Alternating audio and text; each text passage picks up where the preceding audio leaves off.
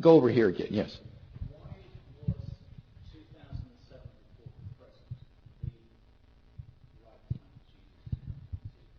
Okay, why was 2007 years before present the right time for Jesus to come?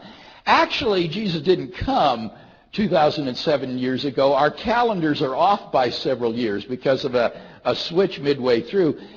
Jesus was probably born around 4 BC or so. So there was no year zero.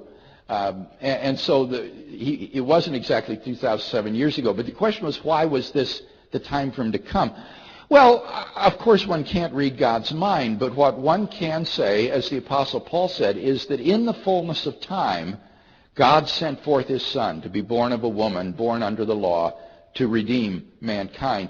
And certainly Jesus did come at a propitious time in human history. There was the Pax Romana, that is to say the Roman peace that ensured peace throughout the Mediterranean basin.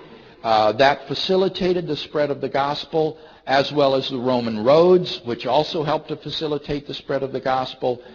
Judaism was looking for a Messiah, so that the ground was laid there.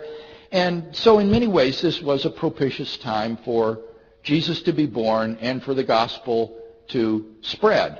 But beyond that, I don't see how one can answer the question as to why God chose that exact moment in human history, except that in his sovereignty, this was the fullness of the time, and now was the moment to bring Christ into the world. And it certainly has become the most successful, largest movement in the history of mankind, spreading in just 20 centuries from an obscure Palestinian hillbilly to a worldwide religion that at least 1/3 of the globe claims adherence to today and permeates virtually every sector of the populated globe. It's the hugest, most successful movement in the history of mankind. So clearly, if you do believe that this is under God's sovereignty, Christ came at the right moment in history to make the maximal impact upon human history.